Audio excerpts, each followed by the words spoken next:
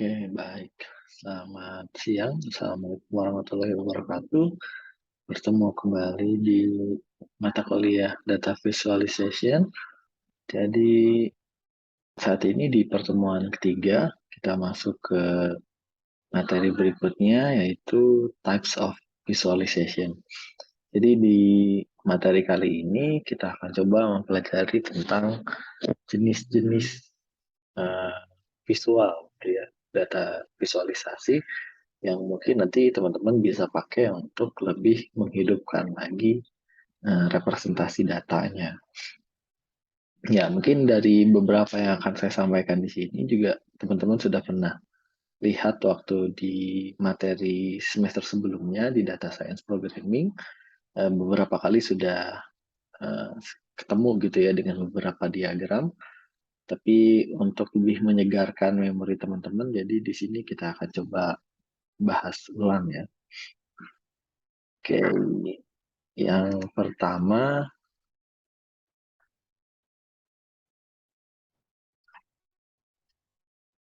oke, seperti biasa kita bahas agenda terlebih dahulu. Jadi di pertemuan 3 ini kita akan coba bahas tentang apa aja sih visualisasi secara umum gitu ya.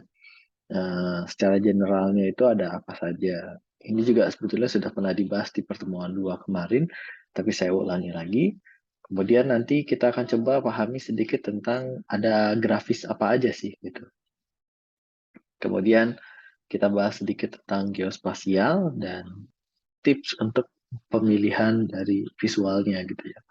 Jadi kalau teman-teman salah memilih grafik misalnya, seharusnya pakai bar chart, malah pakai pie chart misalnya, maka mungkin pesannya bisa bias gitu ya. Atau misalnya malah jadi nggak paham maksud dari grafik tersebut itu apa. Jadi sebetulnya kenapa sih grafiknya ada banyak? Karena sebetulnya ada fungsi dan tujuannya gitu. Jadi di pemilihan visual ini mungkin sedikit saya kasih tips kapan harus pakai grafik ini dan kapan harus pakai grafik itu. Tapi kalau misalnya ditanya semua data bisa dibikinkan berbagai jenis grafis tentu bisa gitu ya. Cuman cocok atau enggak. Cocok nggak cocoknya itu berdasarkan nanti si viewersnya atau pembacanya itu bakal bingung atau enggak gitu atau menciptakan ambigu atau enggak. Ya, yang pertama kan kita bahas adalah visualisasi secara umum gitu. Jadi kemarin sudah kita bahas setidaknya mungkin ada 5 visualisasi data secara umum. Yang pertama chart atau graph ya, bagan atau grafis. Nah, ini sering sekali teman-teman lihat gitu ya. Jadi secara umum ciri khas dari chart atau grafis itu bentuknya yang nggak jauh beda dari grafik pada umumnya yang teman-teman mungkin sudah kenal dengan sumbu X dan sumbu Y gitu. Nah, itu chart gitu. Tapi mungkin nanti ke depannya ada jenis-jenis chart-chart yang lain yang sebetulnya tidak selamanya ada sumbu X dan sumbu Y gitu, X-axis sama Y-axis gitu. Tapi ada jenis-jenis yang lain juga. Oke, jadi pada intinya chart atau graf itu adalah sebuah informasi yang disajikan dalam bentuk tabel grafik dengan data yang ditampilkan di sepanjang dua sumbu. Ada sebetulnya bentukan tabel juga ada gitu ya, namanya tree map gitu. Tapi ya itu disebut chart, ya chart juga bisa gitu ya, tapi dalam bentuk tabel. Tapi untuk yang tree map tidak dibahas di sini ya, karena mungkin nanti kalau ada lain kesempatan kita bahas terkait tree map. Ya jadi pada intinya eh, chart atau grafis ini bentuknya cuma ya kita ada sumbu Y gitu dengan sumbu X, gitu. Kemudian nanti ada grafiknya. Tergantung kalau misalnya bentuknya line chart ya berarti bentuknya garis-garis gitu kan. Kalau bar chart ya berarti bentuknya eh, bar gitu ya, kayak gini gitu. Nah, kemudian nggak terpaku terhadap bentuk yang seperti ini. Ada juga pie chart misalnya bentuknya seperti pie yang kita bagi-bagi kan bentuknya nggak dari dua sumbu, tapi pada umumnya seperti itu ya. Oke, berikutnya kita bicara soal tabel atau tabular. Nah, ini kata kuncinya adalah kumpulan gambar yang ditampilkan dalam bentuk baris dan kolom. Kalau yang chart tadi ya sepanjang 2 subuh gitu, subuh X dan subuh Y. Tapi kalau table itu diciptakan dari baris dan kolom ya. Berarti sama seperti tabel yang lainnya, ya dia punya beberapa kolom dan punya beberapa baris juga gitu ya. Nah, itu tabular. Berikutnya ada geospasial ya. Geospasial itu bentuknya sesuai dengan namanya ya, geo berarti ada kaitannya dengan bumi gitu ya, peta bumi. Nah, maka visualisasi ini jenisnya bentuknya peta gitu. Ya, secara general ya berarti peta dunia, tapi kita bisa zoom in lagi supaya oh nggak jadi peta dunia, mungkin hanya peta Indonesia aja atau mungkin peta Jawa aja, peta Jawa Barat aja dan seterusnya. Nah, nanti ini digunakannya biasanya untuk sebaran, kemudian untuk melihat perbedaan dengan daerah lain. Jadi pada intinya geospasial itu kata kuncinya adalah antara peta dengan lokasi gitu ya. Nah, berikutnya ada yang namanya infografis gitu ya. Kalau infografis sih di sini tidak dibahas karena nanti saya akan buat eh, materi khusus terkait infografis di belakang. Kemudian terakhir ada dashboard. Ini juga tidak akan saya bahas di pertemuan ini karena nanti di pertemuan akhir kita bahas sedikit tentang dashboard. Jadi kalau secara definisi infografis itu ya kumpulan dari visual dan kata-kata ya, tetap ada kata-katanya, tapi dikombinasikan dengan visual. Biasa kita bikin untuk grafis, pengumuman, poster gitu ya. Itu infografis. Kemudian untuk dashboard ya ini sudah tidak asing lagi di website-website besar mungkin sudah teman-teman sering lihat. Jadi intinya adalah kumpulan visualisasi data, biasanya kata-katanya nggak sebanyak infografis, tapi pada intinya ya kumpulan dari visualisasi data, tujuannya untuk menganalisis buat menunjang keputusan gitu. Rekomendasi keputusan itu kita harus ambil keputusan apa, itu bisa dilihat dari dashboard karena semua data itu disajikan di situ gitu. Oke, berikutnya kita masuk ke chart atau graph. Kita akan pelajari beberapa chart atau graph yang berkaitan gitu ya, atau yang biasa kita pakai di visualisasi data. Oke, yang pertama ada bar chart. Nah, ini sudah tidak asing lagi buat kita. Jadi bar chart ini umum digunakan, paling sering digunakan gitu ya di visualisasi data. Kalau dipilih gitu ya top globalnya yang paling sering dipakai itu biasanya bar chart dan line chart gitu ya. Kalau chart-chart yang lain sepertinya tergantung penggunaan gitu ya. Tapi kalau bar chart hampir semua jenis data mungkin bisa dibuatkan bar chartnya gitu. Berikutnya, nah, fungsi utama dari bar chart itu sebetulnya untuk membandingkan ya. Jadi membandingkan misalnya evolusi gitu ya, atau perkembangan. Misalnya harga atau misalnya positif COVID dari bulan Januari sampai bulan Desember, maka kita bisa gunakan bar chart. Nah, dari situ kita bisa mengetahui perbedaan secara langsung gitu dengan cepat gitu. Kita bisa langsung bandingkan berapa banyak yang kena COVID di bulan Januari dengan Februari. Itu kita bisa dengan mudah langsung ketahuan gitu ya. Nah, jadi tujuan utama daripada si bar chart ini dipakai biasanya untuk membandingkan gitu ya. Membandingkan antara ya bebas sih, misalnya dibandingkan antara bulan sekarang, bulan kemarin, atau tahun sekarang, tahun kemarin. Bisa juga digunakan untuk melihat perkembangan gitu, evolusinya. Misalnya penjualan apakah naik, apakah turun, itu juga bisa dari bar chart. Meskipun lebih bagus kalau kita pakai line chart gitu ya. Nah, jadi tujuan utamanya adalah untuk membandingkan data ya dengan cepat karena ya ketika kita melihat bar chart ya kita bisa langsung ketahuan gitu ya. Menemukan perbedaan ya tadi karena tujuan kita membandingkan jelas untuk menemukan perbedaan. Kemudian menunjukkan tren. Oke, jadi tren itu kalau kapan dia turun, kapan dia naik, mungkin kita bisa ketahui secara cepat di bar chart. Dan yang terakhir adalah outlier. Jadi outlier itu ya itu ya nilai ekstrim atau nilai yang beda sendiri gitu. Harusnya ini trennya naik loh, kenapa dia tiba-tiba turun? Atau harusnya ini trennya lagi turun loh, kenapa dia tiba-tiba naik? Itu outlier. Kemudian ini jelas sekali ya, mengungkapkan riwayat tertinggi dan terendah. Jadi kalau misalnya dalam 1 tahun dari Januari sampai Desember, itu kita bisa langsung tahu bulan apa yang paling tinggi penjualannya misalnya, atau bulan apa yang paling tinggi orang positif COVID-nya, itu bisa dengan mudah sekali kelihatan. Oke. Dan yang terakhir adalah efektif jika kita membagi atau si data itu terbagi menjadi beberapa kategori gitu ya. Jadi kan tetap aja misalnya kita bicara soal bar chart ini 2 dimensi gitu ya, sumbu X dan sumbu Y. Berarti tujuannya adalah untuk membandingkan apa dengan apa gitu ya. Misalnya ya tadi jumlah pasien dengan yang kena COVID itu berapa banyak gitu. Jadi cocok untuk jenis data yang terbagi menjadi beberapa kategori, misalnya kategori positif dengan negatif, atau misalnya eh, ya jenis-jenis kategori seperti itu ya.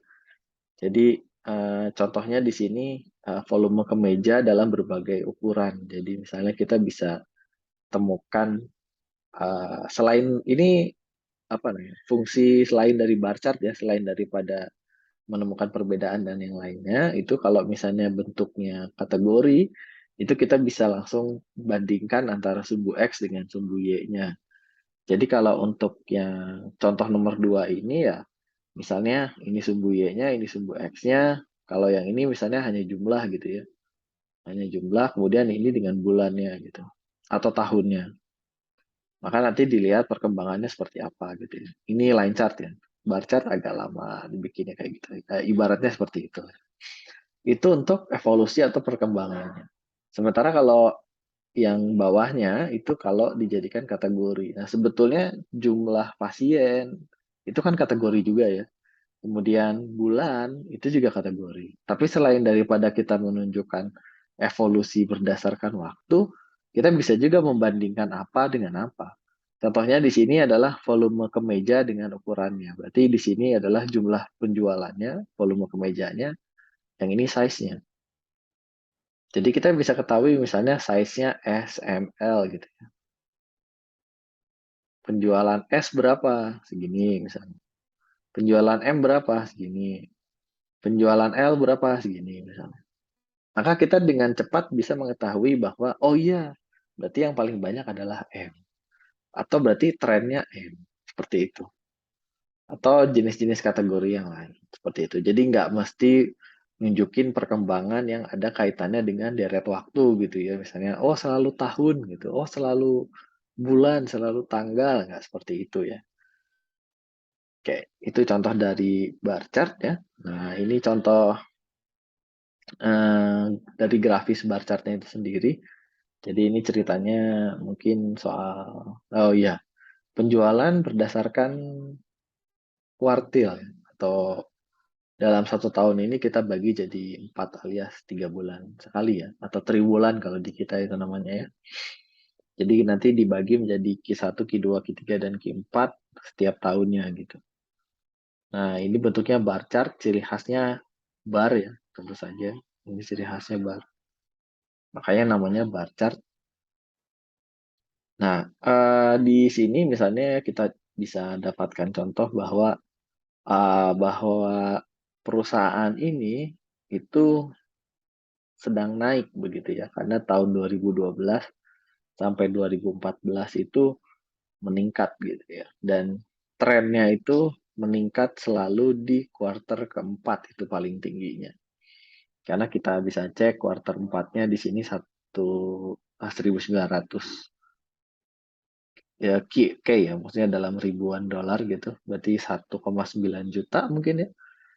Kemudian kuartal 4 di 2013 3,5 juta, kemudian kuartil 4 di 6.000 atau 6 juta dolar misalnya. Nah, itu berarti trennya adalah selalu meningkat di kuartil keempat.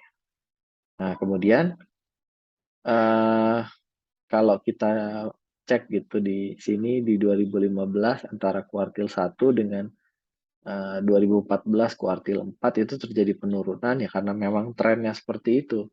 Nah, teman-teman bisa cek di sini juga turun, yang ini juga turun, yang ini juga turun. Tapi nanti mungkin di sini untuk kuartil 3-nya mungkin dia berada di sini gitu ya.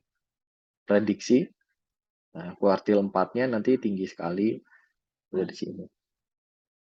Nah, jadi secara tidak langsung di bar chart pun kita bisa melakukan sedikit prediksi berdasarkan trennya tadi. Nah, terus yang dinamakan outlier itu apa outlier itu ya? Jadi outlier itu misal gitu ya, ini ada trennya Q4 ke Q1 itu selalu turun ya. Q4 ke Q1 turun, Q4 ke Q1 turun. Nah, ternyata di sini tahun 2021 misalnya ya, oh terjadi sesuatu bahwa ternyata setelah Q4 ke Q1 itu ternyata naik gitu ya. Ini tahun 2016-nya misalnya ya. Ini tiba-tiba di Q1 itu dia naik. Maka Q1 ini akan jadi outlier. Cuma tidak terlalu ekstrim gitu ya. Karena dia di luar daripada tren gitu. Trennya biasanya setelah kuartil 4 itu selalu turun, Q4 ke Q1 turun, Q4 ke Q1 turun, Q4 ke Q1 turun. Ini setelah Q4 ke Q1 malah naik. Nah, itu juga yang dinamakan outlier. Seperti itu. Itu fungsi daripada bar chart. Jadi bar chart bisa kita gunakan untuk menentukan tren dan outlier. Kemudian ini ada beberapa tips kalau teman-teman mau bikin sebuah bar chart gitu. Yang pertama, tambahkan warna untuk memberikan perbedaan. Nah, kalau kita balik lagi ke yang ini kenapa warnanya kok beda? Sorry, kok sama, kok nggak dibedain? Karena ya kita masih bicara soal penjualan. Gitu ya. Dan antara tahun ini pun sudah dijelaskan sekali gitu ya. Perbedaannya jadi tidak membingungkan. Tapi seumpamanya tahun ini tidak ada nih ya teman-teman. Kita bandingkan langsung antara Q1 gitu ya. Berarti di sini ini seharusnya ini Q1 2012 misalnya. Ini Q1 2012. Kemudian ini Q1, sorry salah. Eh,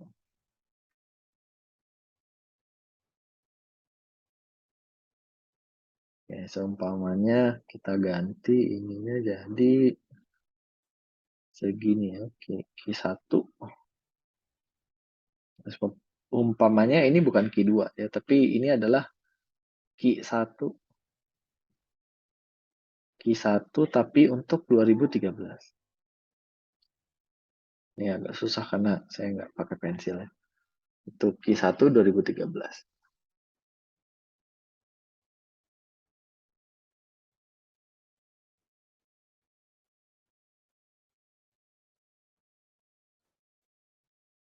Oke. Nah, kalau dibuatkan seperti ini maka akan membingungkan gitu ya. Mana yang 2012 dan mana yang 2013. Jika terjadi yang seperti ini, maka baiknya kita berikan perbedaan warna untuk si 2012 dan 2013. Jadi kalau 2012 misalnya dikasih warna biru, 2013 kita kasih warna hijau misalnya. 2014 dikasih warna merah. Supaya kalau satu warna seperti ini kita bakal bingung. Tapi kalau bentuknya sudah dipisah-pisah, oh ini 2012, oh ini 2013, 14, 15, itu sudah jelas. Gitu. Tapi kalau misalnya kita satukan semua, yang bagian ini Q1-nya dulu semua, tapi berbagai tahun, nah itu agak menyulitkan. Ya itu. Ya, tapi jangan juga misalnya untuk yang ini warnanya setiap tahun beda-beda gitu ya, atau setiap Q1 ke Q2 warnanya jadi beda-beda, jadi kayak warna pelangi, nggak gitu juga sih. Itu malah jadi jelek.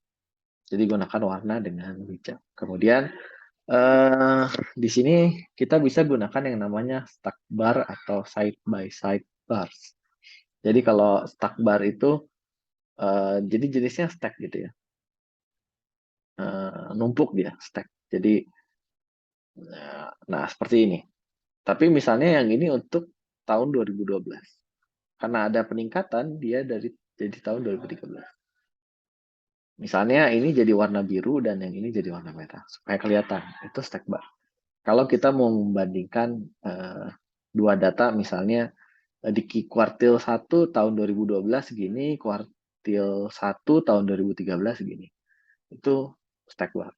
Tapi kalau yang namanya side by side bars, itu side by side berarti samping-sampingan ya. Itu bisa pakai cara yang tadi. Misalnya yang ini ya. Yang ini yang 2012, nah yang ini 2013. Tapi sama-sama ini adalah kuartil 1. Kalau mau lanjut lagi ke kuartil 2, ya berarti bikin 2 lagi, side by side. Samping-sampingan gitu, side by side. Seperti itu. Itu side by side. Tapi ya itu tadi syaratnya adalah kita harus gunakan warna yang berbeda. Bayangkan kalau stack bars ini cuma dihalangi satu garis ini doang, tapi warnanya sama. Wah, itu agak menyulitkan juga sih. Oke, berikutnya kita bisa kombinasikan bar chart ini menggunakan chart yang lain gitu ya. Kayak map atau line chart. Tujuannya buat apa? Itu supaya kita bisa dapatkan yang lebih detail lagi. Ya, contohnya misalnya kalau ini kita bisa klik gitu ya, klik. Tuh, nanti muncul history tentang penjualannya, apa saja yang bisa bikin meningkat dari tahun 2013 ini. Atau misalnya kita bisa menggunakan map atau geospasial itu untuk menentukan filter gitu ya. Penjualannya itu rame di daerah mana aja. Jadi bisa digabung-gabungkan. Seperti itu. Oke. Berikutnya ada yang namanya line chart ya. Jadi line chart ini sebetulnya fungsinya mirip seperti bar chart, tapi dia biasanya digunakan untuk evolusi berkelanjutan atau perkembangan gitu ya. Tujuannya kita pakai untuk perkembangan. Kalau yang tadi membandingkan, yang ini juga bisa sih membandingkan, tapi lebih diarahkan kalau kita mau menunjukkan perkembangan gitu atau evolusi. Nah, eh, kalau kita bicara soal bar chart ya itu mungkin agak ramai gitu karena bentuknya barnya banyak gitu. Tapi kalau line chart itu kita bisa lebih simple. Kalau hanya untuk menentukan evolusi. Jadi apakah naik, apakah turun itu lebih enak menurut saya pakai line chart. Tapi kalau memang teman-teman mau membandingkan itu kalau pakai line chart perbandingannya itu misalnya tahun 2012 dengan 2013. Maka yang 2012-nya bentuknya garis, yang 2013 juga bentuknya garis. Jadi agak rumit lah di situ pokoknya ya. Oke. Berikutnya untuk line chart ini biasanya digunakan untuk tren dari waktu ke waktu. Misalnya ya jadi bawahnya itu time series gitu ya atau deret waktu. Biasanya, tapi nggak apa-apa sih maksudnya. Tetap aja kita bisa membandingkan ukuran, nggak bisa juga ya. Maksudnya tetap nggak mesti soal ukuran deret waktu gitu ya. Nah, ini contohnya ya, tidak terbatas pada waktu, tapi bisa menggunakan eh, yang lain gitu, kayak apa namanya, interval waktu itu kayak ya hari juga bisa masuk, kemudian tipenya tanggal, tanggal 1, 2, 3, 4 dan seterusnya gitu ya, kemudian tahun. Tapi ada contoh-contoh yang lain juga yang tidak terbatas pada waktu gitu ya. Mungkin nanti kalau ada contohnya bisa saya tampilkan juga. Eh, Memang kalau line chart ini tujuan utamanya memang berkaitan dengan perkembangan dari waktu ke waktu, tapi intinya tidak terbatas pada waktu. Cuman kelebihannya memang untuk waktu begitu ya. Nah, ini contoh dari line chart ya. Ini juga kita bisa buatkan beberapa line ya, buat perbandingan. Tapi kalau untuk membandingkan, ya mungkin menurut saya sih lebih cocok pakai yang bar chart. Kalau yang line chart, ya perkembangan bisa juga sih, tapi menurut saya ini lebih cocok untuk perkembangan, kalau yang bar chart tadi untuk membandingkan gitu. Terus apakah bisa melihat tren dan outlier juga? Jelas bisa gitu ya di sini karena kita bisa cek trennya misalnya di sini tahun 2010 misalnya ini saya kurang jelas ya perbedaan antara yang hijau dengan yang biru ini. Tapi pada intinya dia selalu naik di area-area tertentu seperti ini gitu ya. Kayak ini juga ada naiknya. Nah, kemudian ini juga jenisnya sama ya. Ada peningkatan kemudian turun, ini juga ada peningkatan kemudian turun. Nah, jadi itu tren ya. Akan muncul outlier kalau ternyata dia naik juga, dia naik, tapi ternyata ininya turun gitu. Maka terjadi sesuatu yang salah di operasionalnya mungkin, sehingga grafisnya nggak bagus. Oke, berikutnya di line chart. Ini ada tips buat di line chart-nya kombinasi dengan bar chart. Jadi teman-teman mungkin sering melihat ada bar chart gitu ya. Ada bar chart. Kemudian dari bar chart ini ditambahkan garis gitu di sini. Nah, itu juga bisa. Misalnya yang ini soal penjualan, yang ini soal modalnya misalnya. Jadi kalau penjualannya meningkat, apakah modalnya naik juga atau enggak? Seperti itu contohnya ya. Nah, berikutnya warnai area di bawah garis gitu ya. Di sini ada contohnya ya. Nah, jadi misalnya eh, kalau bar chart itu enaknya kita tahu posisinya itu tepat ada di mana begitu ya. Jadi baiknya itu kita kasih garis-garis seperti ini ya, supaya memudahkan kita bahwa oh iya ini mungkin masuknya 20%, 0%, 60% dan seterusnya. Jadi untuk memudahkan juga pembacaan. Tapi kalau tidak ada garis ini kan agak sulit juga ya, kita harus mengira-ngira ini posisinya ada di mana ya, harus giniin begitu. Jadi berikan garis bantu untuk si line chart. Oke. Berikutnya ada yang namanya pie chart. Jadi kalau pie chart ini seperti yang teman-teman sudah ketahui bentuknya bulat dan ada irisannya gitu ya. Mau misalnya dalam daerah Bandung ini misalnya yang berpendidikan SD, SMP, SMA itu komposisinya berapa berapa berapa. Nah, itu biasanya digunakan pie chart.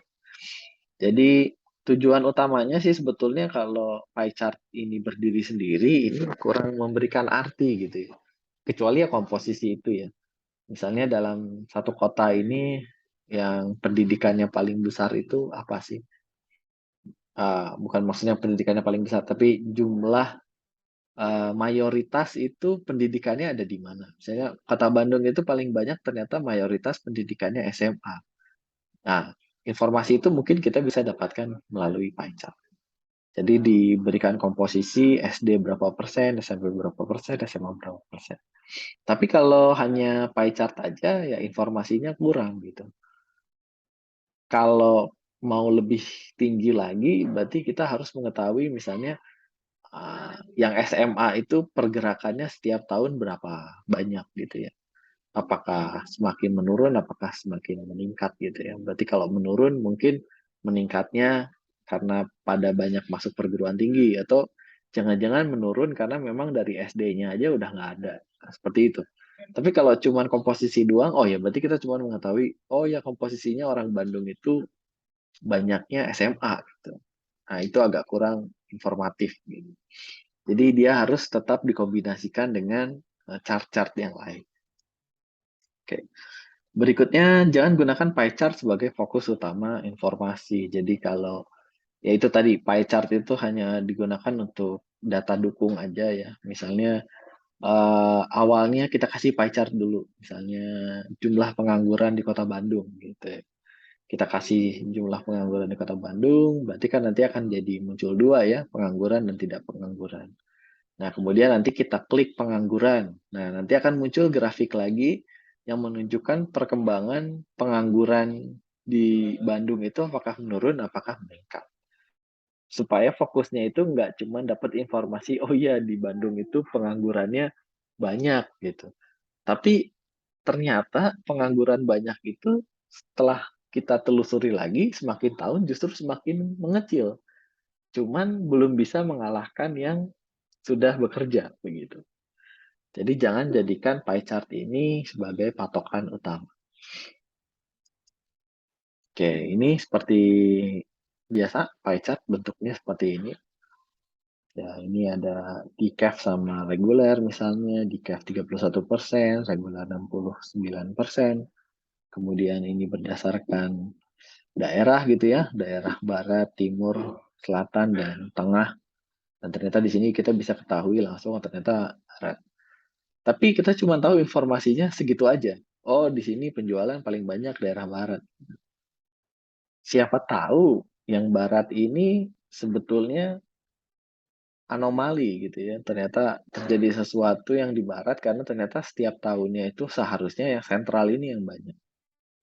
Maka misalnya ya, kita klik untuk yang ini, maka nanti akan muncul lagi grafis yang menunjukkan dari tahun ke tahun itu yang barat itu seperti apa penjualannya. Siapa tahu ini bukan tren tapi outlier. Mungkin trennya sesungguhnya seharusnya paling banyaknya adalah dibeli sama sentral, misalnya seperti itu ya untuk pie chart. Dan ini pun ya kita nggak bisa ketahui karena biasanya hanya 1 tahun aja. Ini misalnya sebaran untuk 2022 misalnya. Maka kondisi 2021 kita juga nggak tahu. Ya, tapi masih bisa digunakan ya untuk penunjang nanti. Oke, tipsnya yang pertama adalah batasi jumlah irisan pie. Ya, ini teman-teman bisa cek di sini jumlah irisan pie-nya 2, jumlah irisan pie-nya 4. Jangan kalau teman-teman bikin ada provinsi gitu ya. Provinsi di Indonesia ada eh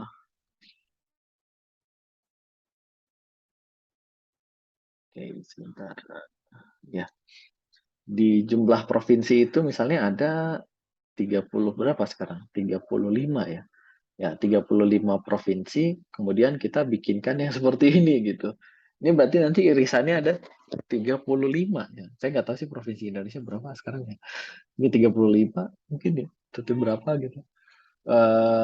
Berarti irisannya akan semakin banyak. Dan kalau irisannya semakin banyak, mungkin ada beberapa daerah yang mungkin hanya kebagian segini aja gitu ya.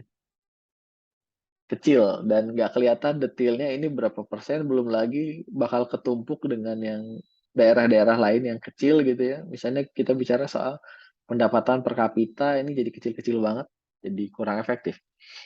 Jadi baiknya irisannya itu jangan terlalu banyak. Misalnya dibagi menjadi per pulau atau misalnya per apalah gitu. Tapi kalau memang dipaksakan harus 33 dibikinkan grafis, boleh, tapi jangan pie chart. Teman-teman bisa gunakan bubble chart, bisa gunakan chart-chart yang lain gitu ya. Oke, itu yang pertama batasi jumlah irisan pie, kemudian seperti biasa kombinasikan dengan chart lain supaya lebih mendapatkan detail. Ya tadi ini sudah diceritakan.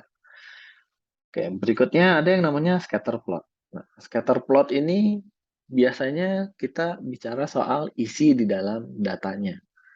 Jadi misalnya sebaran datanya.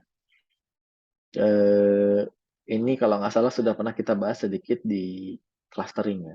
Jadi scatter plot ini merupakan cara efektif yang bisa kita gunakan untuk mengetahui hubungan antara variabel satu dengan variabel yang lain gitu ya.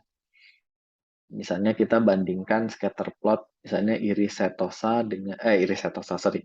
Di bunga iris itu kan ada petal width sama petal length ya. Kita kita bandingkan gitu ya petal length dengan petal width itu, kemudian nanti kita bikinkan scatternya, maka nanti akan muncul mana yang termasuk golongan iris setosa, mana yang termasuk iringan iris versicolor, termasuk iris virginica. Nah, itu bisa kita ketahui dari scatter plot.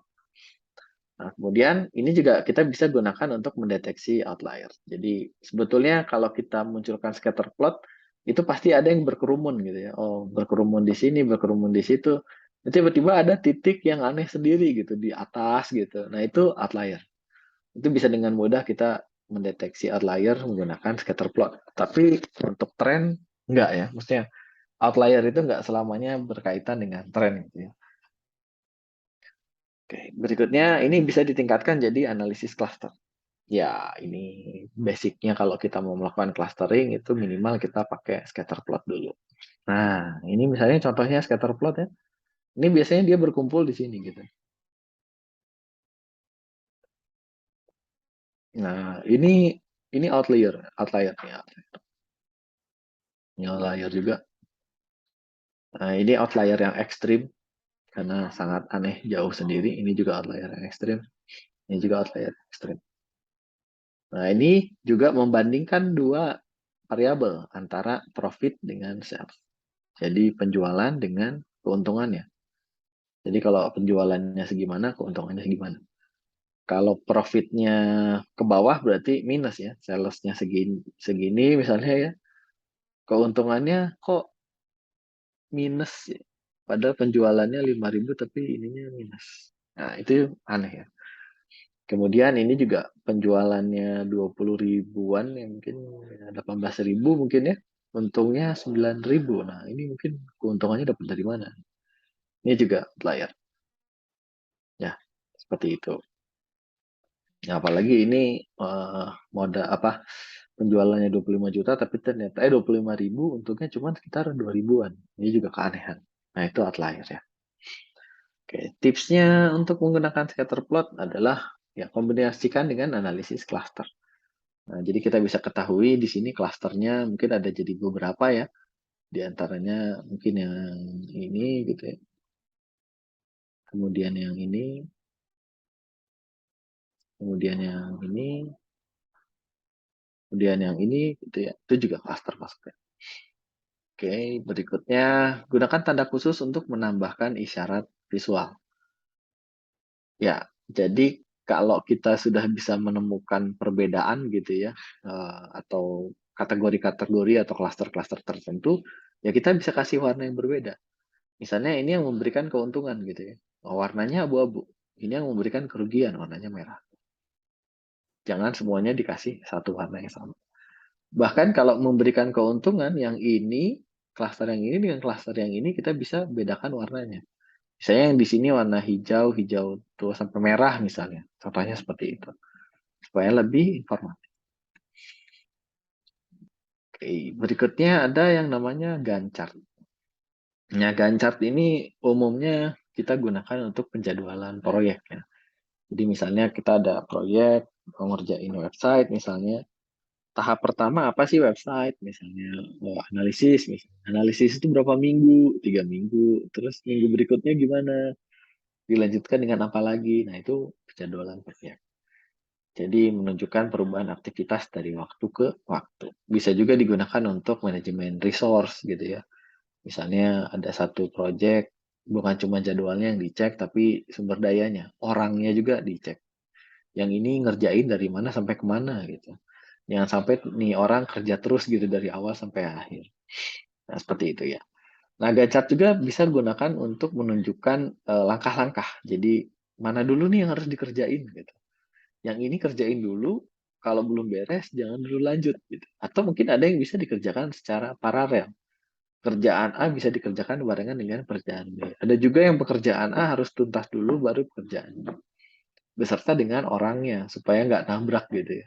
Ini orangnya kerja terus dari job A sampai job X misalnya. Kasihan.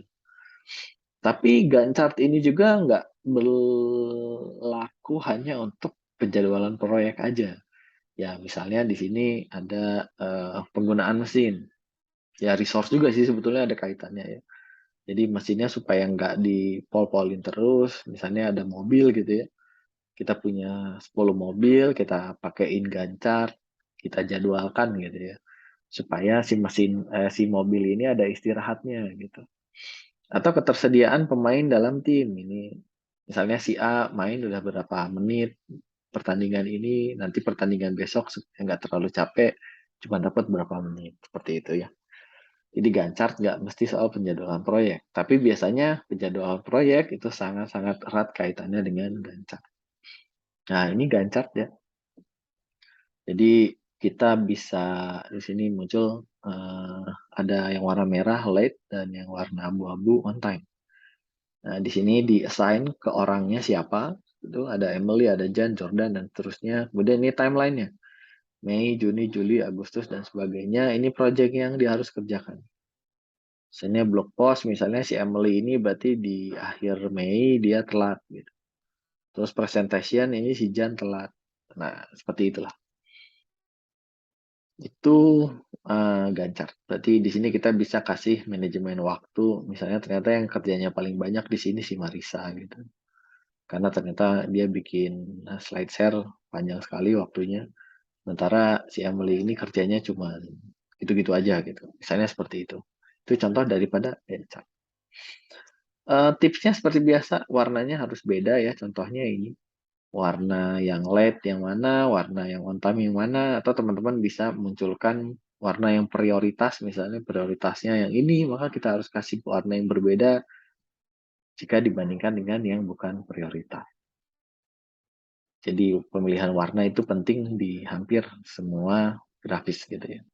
Kemudian kombinasikan dengan chart yang lain. Misalnya chart performa karyawan ya, misalnya dia project sebelumnya itu sering on time apa late terus gitu.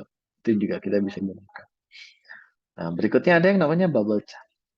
Nah, ini solusi kalau pie chart-nya itu terlalu banyak irisan. Kalau terlalu banyak irisan, kita bisa gunakan bubble chart. Tujuannya adalah membandingkan beberapa kategori data. Yaitu tadi, misalnya kita bicara soal pendapatan per kapita dari seluruh provinsi di Indonesia. Itu kan ada banyak tuh. Nah, itu kan membandingkan ya, membandingkan kategorinya adalah gaji. Berdasarkan apa? Berdasarkan provinsi. Karena terlalu banyak, kita nggak mungkin pakai pie chart, jadi kita munculkan dalam bentuk bubble. Yang kapitanya paling besar, itu bubble-nya paling besar. Kalau kapitanya paling kecil, bubble-nya paling kecil. Tapi setidaknya bubble-nya masih kelihatan. Nah, seperti itu ya. Nah, ini mampu menampilkan data dengan kategori yang masif. Misalnya kategorinya ada 100 ya, tinggal munculin aja bubble-nya 100 biji gitu. Nanti kelihatan antara besar kecilnya si bubble itu bergantung daripada apa yang mau kita ketahui. Seperti itu. Tapi kalau bayangkan kalau kategorinya ada 100, kita bikinin pie chart, ya susah dong. Ngebaginya gimana? Oke, ini contoh dari bubble chart ya. Misalnya ini adalah penjualan berdasarkan barangnya gitu ya. Nah, ini kalau kita cek bisa muncul di uh, copier mungkin alat copy atau seperti apa, kurang paham juga saya. Kemudian aksesoris ini juga cukup besar, kemudian ada fonts juga ini cukup besar. Kemudian warna-warna yang berbeda ini mungkin antara perbandingan antara sales dan profitnya. Misalnya mungkin yang memberikan profit paling besar itu kita kasih warna seperti ini, tapi salesnya nggak terlalu besar. Tapi kalau yang copier seperti ini, misalnya salesnya besar tapi tidak menunjukkan profit yang baik. Nah, itu bisa kelihatan dengan mudah seperti itu ya. Itu bubble chart. Yang pertama jelas berikan warna yang berbeda. Makin besar kasih warna yang berbeda. Seperti itu. Kemudian selanjutnya kita akan bahas yang namanya histogram. Jadi kalau histogram ini juga sudah pernah kita bahas sebelumnya ya histogram. Ini biasanya kita kaitannya dengan distribusi data. Jadi kita punya dataset misalnya iris kemarin ya, bunga iris. Ini distribusi petal length-nya itu yang ukuran 2,5 sampai 5 itu berapa gitu. Jadi si histogram ini ciri khasnya membagi data itu terdalam beberapa kategori distribusi. Ya, misalnya tadi ya bunga iris kita cek petal width-nya, ukuran lebar petalnya, nanti dia akan mengkelompokkan sendiri. Ada yang lebarnya dari 0 sampai 1 misalnya. Ada yang lebarnya 1 sampai 2, 2 sampai 3, 3 sampai 4. Nanti dia ngecek sendiri yang dari lebarnya 1 sampai 2 itu berapa banyak. 2 sampai 3 itu berapa banyak. Nah, seperti itu. Nah, kelompok-kelompok tertentu itu kita kasih nama sebagai bins. Seperti itu ya. Nah, contohnya dari histogram ini ya. Misalnya di sini ada populasi gitu ya. Ini populasinya ada sampai jutaan. Nah, kemudian bins-binsnya itu ya ini. Seperti itu. Jadi biasanya ini antara buat ngecek distribusi dalam satu atribut gitu ya. Misalnya atributnya ya tadi petal width. Nah, berarti yang di bawahnya ini ukuran petalnya berapa, kemudian yang ke atas ini adalah jumlah banyaknya atau distribusi ini. Itu histogram. Ini yang pertama coba beberapa kelompok data yang berbeda. Tapi biasanya sih ini otomatis diambilnya yang paling bagus gitu ya. Maksudnya Kalau kita pakai Python, ketika kita munculkan histogram, otomatis biasanya langsung muncul kelompok data yang sama, gitu, yang sudah bagus mungkin menurut versi Matplotlib-nya. Tapi kalau mau dicoba manual, ya itu tadi kita bisa coba beberapa kombinasi supaya nanti kita bisa dapatkan insight yang bagusnya seperti apa. Dan seperti biasa kita bisa gunakan warna yang berbeda untuk setiap beans-nya. Misalnya yang paling banyak itu beans-nya kasih warna yang berbeda. Makin sedikit warnanya semakin muda misalnya. Itu juga bisa kita lakukan. Oke, berikutnya ini agak cukup banyak ya chartnya. Berikutnya ada yang namanya bullet chart. Nah, kalau bullet chart ini ibaratnya progress bar gitu ya. Progress bar. Tapi bentuknya jadi bullet chart. Tapi fungsinya sama seperti progress bar ya. Jadi ini biasa digunakan untuk membandingkan progres ya. Jadi kita punya targetnya 100 misalnya. Nah, kita ada di mana? Nah, itu bisa kita gunakan bullet chart. Seperti itu. Nah, ini juga bisa kita kombinasikan dengan tadi Gantt chart gitu ya. Di Gantt chart itu kita klik kerjaannya si Emily udah berapa persen gitu. Nah, itu berapa persennya kita bisa gunakan bullet chart. Nah, ini ada beberapa grafis yang sebelumnya sering digunakan gitu, misalnya kayak Gauk. Gauk itu kayak speedometer gitu ya, atau meteran gitu. Jadi berapa persen, makin ke sini makin mau selesai gitu. Nah, itu ya. Jadi bullet chart ini gambarnya lebih kecil, lebih sederhana, tapi tidak menggantikan fungsi yang sebelumnya ada pada Gauk atau pada meter gitu ya. Nah, ini bentuknya dari bullet chart. Jadi kalau kita cek di sini ada contohnya aja, ini target penjualan dari sisi consumer, berarti perorangan, kemudian corporate, perusahaan, sama home office itu berarti ya kantor-kantor kecil. Ini targetnya bisa di set di sini gitu ya. Ini bentuk targetnya. Ya, berarti di sini juga muncul berapa targetnya. Misalnya kalau yang ini berarti targetnya sekitar 10.000 dolaran misalnya ya. Targetnya 10.000 dolar untuk consumer. Nah, di sini kita cek dia sudah memenuhi target, berarti warnanya beda nih. Ini above target. Sementara kalau yang belum memenuhi targetnya yang ini nih, berarti belum kena targetnya ya, berarti dia masuk ke below target. Nah, seperti itu daripada bullet chart. Ini jelas bisa kita gabungkan dengan Gantt chart. Seperti itu ya. Nah, ini ada beberapa tips ya. Ini tetapkan target dengan jelas ya.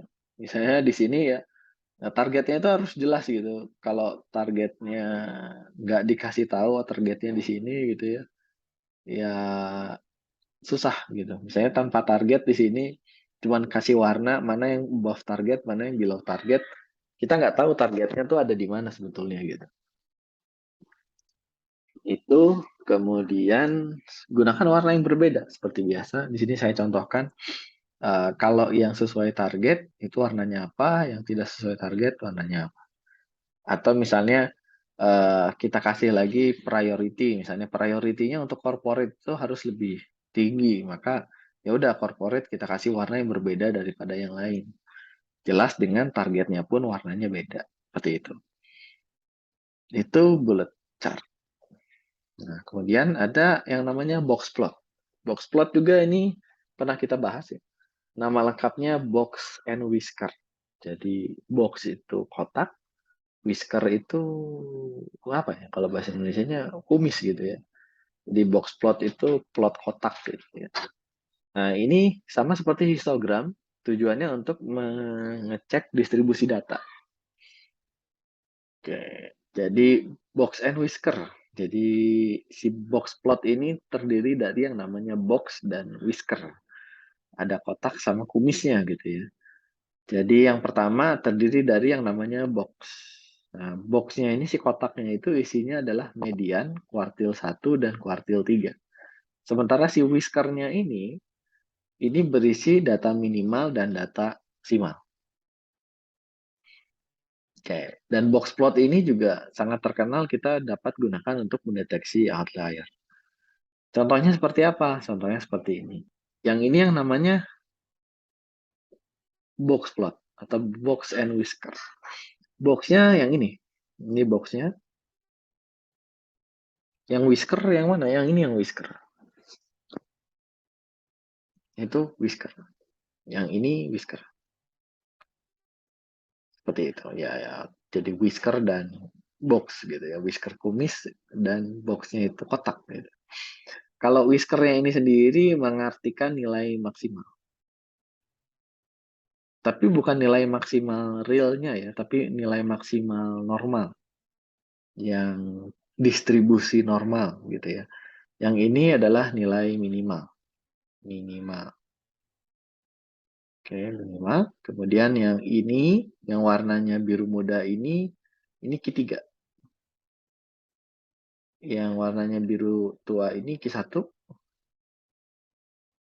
Dan yang tengah-tengah garis ini adalah median atau Q2-nya. Seperti itu ya. Nah, kemudian yang di luar daripada garis min dan max ini apa? Ya, ini outlier. Ini outlier, ini outlier ekstrim. Ini outlier ekstrim. Ini outlier. Nah, seperti itu. Jadi kita bisa lihat, cek nilai anehnya itu ada di mana aja gitu ya. Ini bisa dengan mudah kita bisa lihat.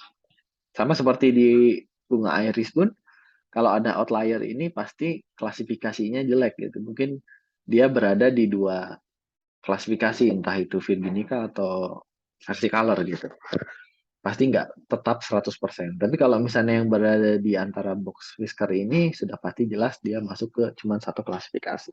Kalau yang ini itu agak membingungkan karena outlier.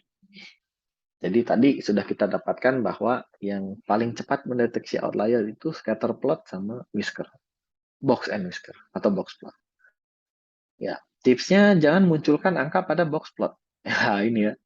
Jadi kalau di sini titik kita kasih 4 juta dolar, yang ini kita kasih 3,5 juta dolar, nanti jadi renyek gitu.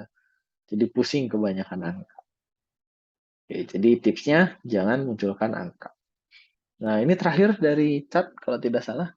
Karena cukup banyak, jadi kalau ada yang tidak tersampaikan, mungkin nanti akan kita sampaikan di lain waktu. Jadi candlestick. Nah, candlestick chart itu identik dengan kita bicara soal investasi gitu ya. Kalau teman-teman pernah main di saham mungkin ya, atau mungkin di Bitcoin gitu, atau mungkin di dolar, itu yang kaitannya dengan finansial atau keuangan, itu candlestick sangat-sangat sering sekali digunakan, umum digunakan. Karena tujuannya dia dalam satu grafis, candlestick itu ibaratnya seperti lilin gitu ya. Nah, gini, bentukannya gini. Tapi dalam satu grafis ini ada beberapa informasi, misalnya ada high, ada low, ada open, ada close. Seperti itu. Jadi dalam satu satu candlestick, satu lilin itu kita bisa dapatkan 4 informasi. Oke. Bentuknya seperti ini ya, teman-teman. Jadi entah kelihatan entah enggak ya. Ya ini candlesticknya gitu ya. Nah, ini candlestick. Nah, ini punya ada arti soal kalau di sini hanya open and close. Jadi opennya ada di berapa, close-nya ada di mana. Seperti itu. Jadi secara grafis bisa kita cek misalnya di sini kapan harga Apple share price itu bakal naik dan turun. Ya, naiknya ditandai dengan warna hijau dan merahnya ditandai dengan penurunan gitu. Oke, itu untuk candlestick. Nah, untuk sarannya sendiri ya jelas berikan warna yang berbeda. Kalau tadi contohnya hanya open dan close saja, kalau ini open close high and low, sebetulnya mungkin high and low-nya juga dimunculkan di garis tipis yang ini, mungkin ini high and low juga ya. Jadi sebelum close itu dia sempat sampai di sini, tapi ternyata close-nya nggak segitu gitu. Itu kita beri warna yang berbeda, kemudian berikan detail informasi kapan terjadi kenaikan atau kenaikannya berapa persen atau penurunannya berapa persen kalau signifikan. Misalnya di sini terjadi kenaikan 63,36%, maka diinformasikan. Tapi kalau naiknya cuma ya 0, sekian persen atau 1%, itu baiknya tidak perlu diceritakan gitu. Atau turunnya misalnya turun 0,1, turunnya 1%, itu tidak perlu diceritakan. Ini kalau turunnya signifikan atau naiknya signifikan. Oke. Oh, ini ketulis 2 kali, sorry. Oke. Berikutnya kita bicara soal geospasial. Ya, tadi sudah tidak perlu diceritakan, geospasial itu intinya adalah peta dan lokasi dan datanya ya. Jadi ada peta atau lokasi, ya, kalau peta dunia atau lokasi misalnya daerahnya cuma Bandung doang, itu berarti lokasi. Nanti datanya yang mau kita ketahui apa berdasarkan sebaran wilayah tersebut. Oke, dapat digunakan untuk visualisasi sebaran data pada lokasi tertentu, misalnya ya itu tadi, jumlah pengangguran itu di daerah Bandung berdasarkan kabupaten. Nah, kabupatennya itu kan lokasi ya, itu kita bisa gunakan geospasial.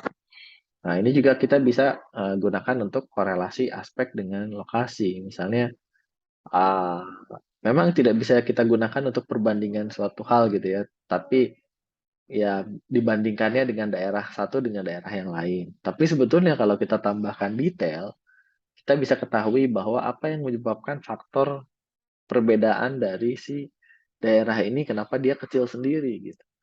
Misalnya bandingkan antara Karawang sama Bandung gitu. Padahal sama-sama Jawa Barat, tapi kenapa gaji UMR-nya kok bisa beda? Nah, mungkin itu kalau kita cek dari berbagai grafis itu bisa kita ketahui alasannya.